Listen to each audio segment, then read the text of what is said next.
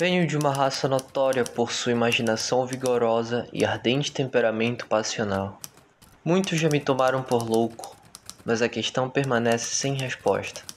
Se a loucura representa ou não uma inteligência superior, se muito do que é glorioso, se tudo que é profundo não advém de uma doença do pensamento, de temperamentos mentais exaltados em detrimento do intelecto comum. Aqueles que sonham de dia é dado a conhecer muito do que escapa aos que sonham apenas à noite. Em suas visões cinzentas, obtêm vislumbres da eternidade e, despertando, vibram ao descobrir que estiveram no limiar de um grande segredo. Aos poucos, aprendem algo da sabedoria, o que é bom, e mais do mero conhecimento, o que é ruim.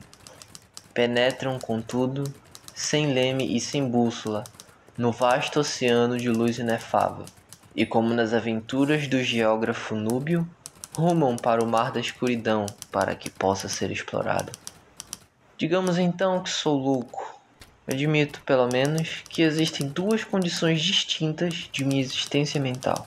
A do raciocínio lúcido, incontestável, relativa à lembrança dos acontecimentos que formam a primeira época de minha vida, e a da sombra e da dúvida, correspondente ao meu presente e às recordações do que compõem a segunda grande era de minha existência.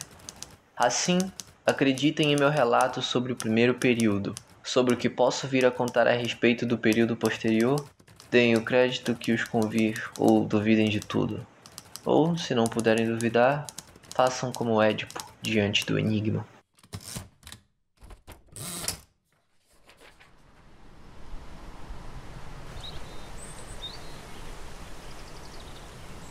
Ela, a quem amei na juventude e cujas recordações agora escrevo, de maneira calma e distinta, era filha única da única irmã de minha mãe, a muito falecida. Eleonora era o nome de minha prima.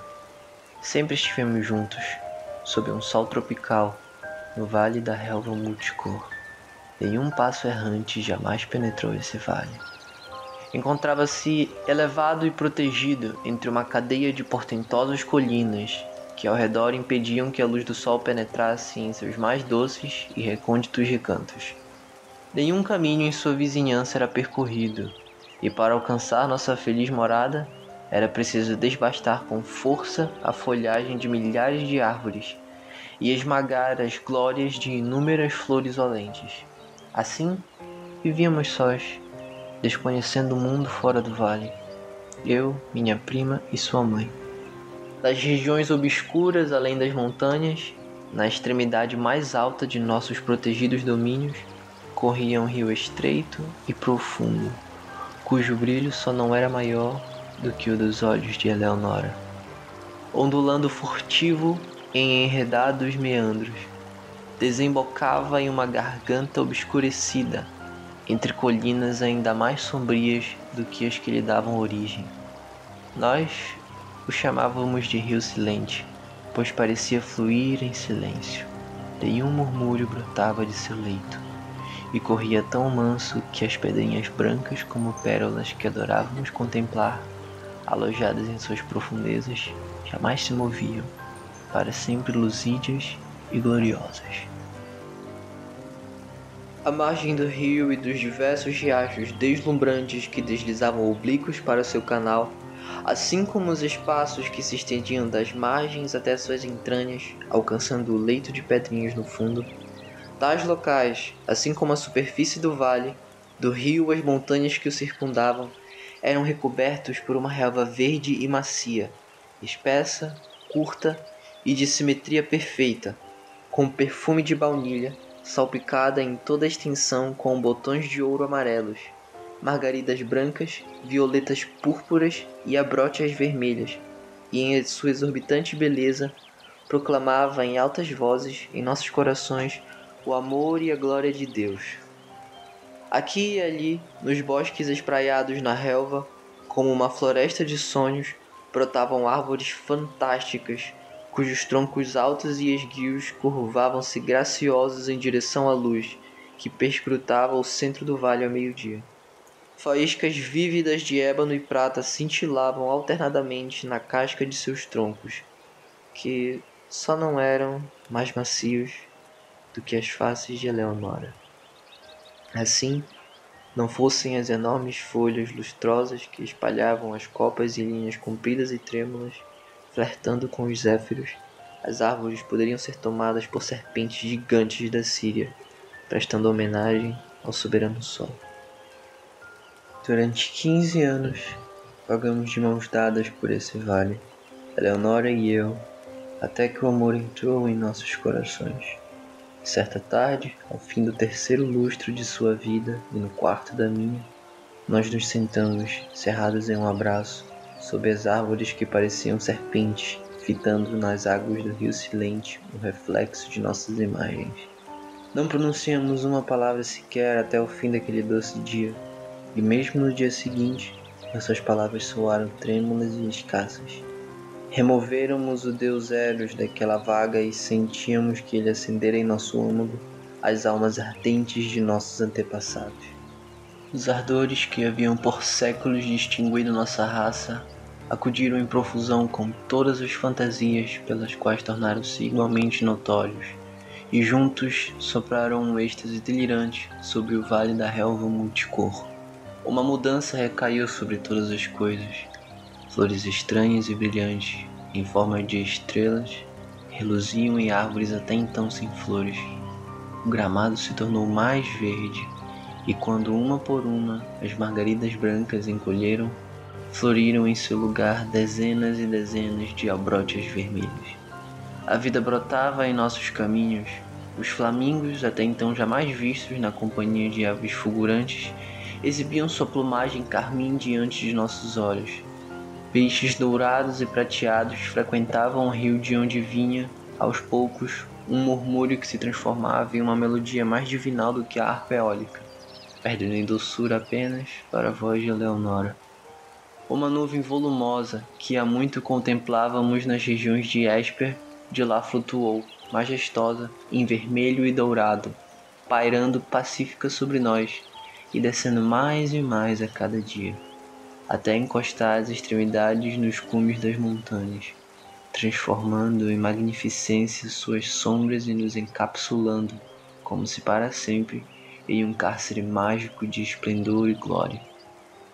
Eleonora tinha a beleza de um serafim, mas era uma donzela tão ingênua e inocente quanto a vida breve que desfrutara entre as flores. Não empregava artimanha alguma para disfarçar o amor fervoroso que pulsava em seu coração, e examinava comigo os recantos mais recônditos enquanto passeávamos juntos no vale da relva multicor, comentando as mudanças extraordinárias que neles passavam.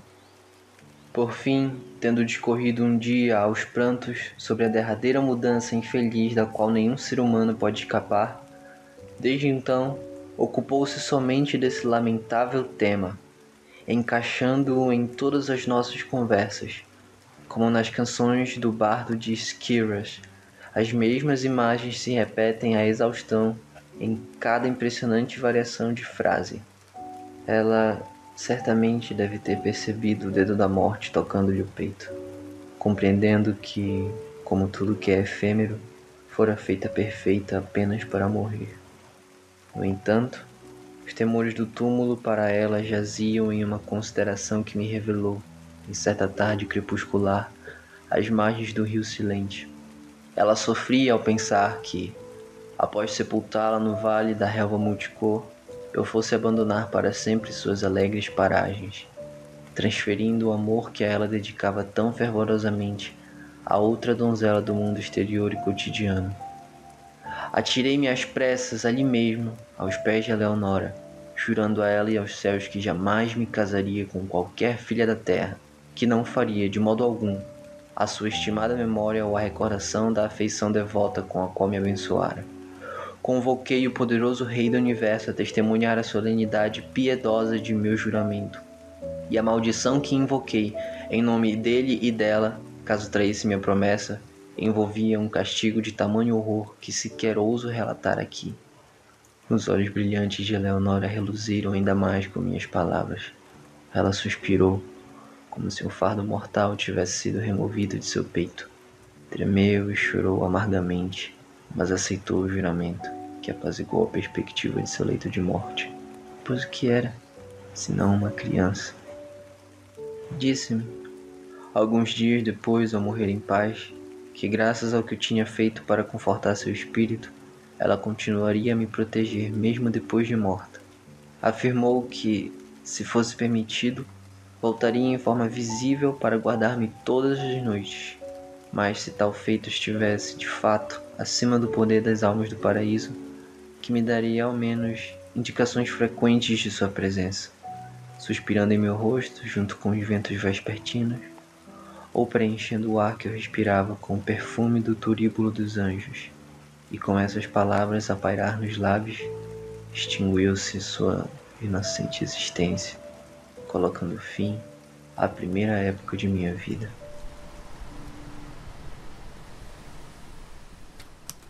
Até aqui meu relato foi fidedigno, porém, à medida que atravesso a barreira na estrada no tempo, constituída pela morte de minha amada, e prossigo rumo à segunda era de minha vida, sinto que uma sombra me obscurece a mente, e já não confio na perfeita sanidade de minhas lembranças. Contudo, deixem-me seguir adiante.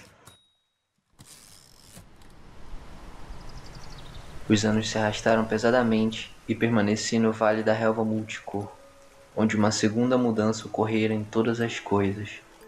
As flores estreladas murcharam nos caules das árvores e nunca mais floresceram. O verde do gramado desbotou e, uma por uma, as abrótias carmim evaneceram. Em seu lugar, surgiram violetas escuras que se retorciam inquietas, sempre cobertas de sereno. E a vida desapareceu de nossos caminhos.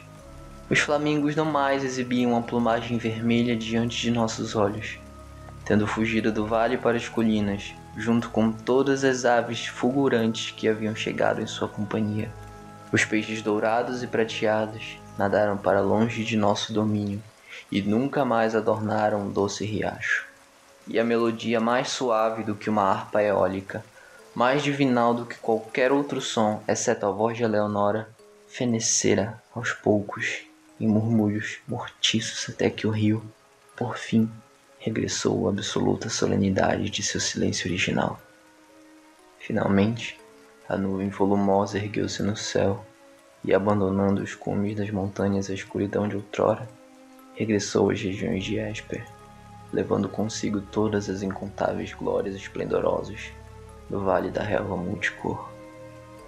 No entanto, as promessas de Eleonora não foram esquecidas.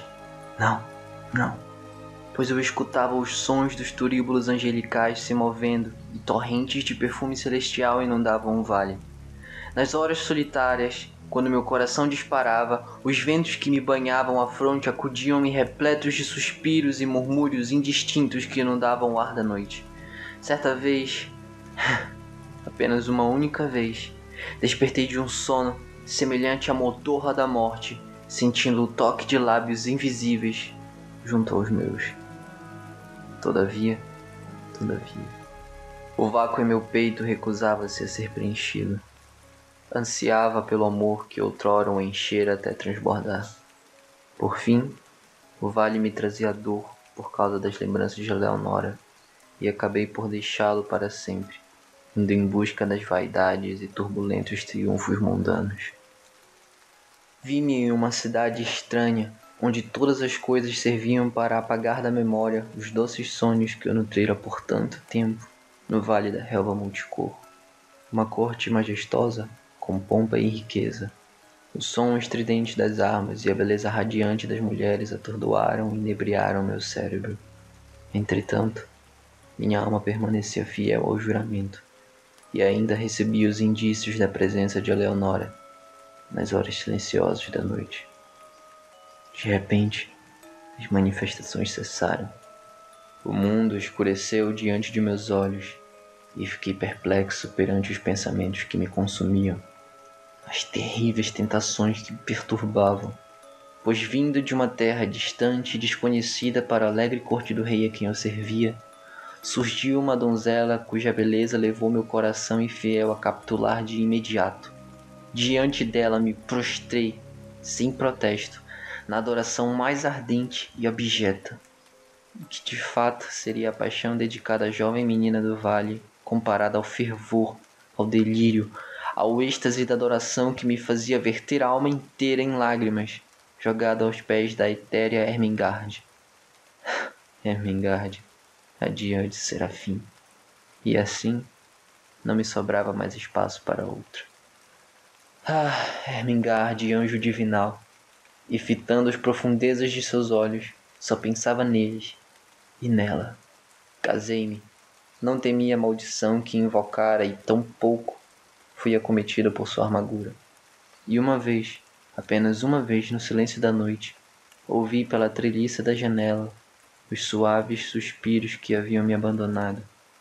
E em seguida, uma voz familiar e doce me disse: durma em paz, pois o espírito do amor reinou, e abrigando em seu apaixonado coração esta que se chama Ermengarde, está absolvido, por razões que lhe serão reveladas no céu, das promessas feitas a Leonora.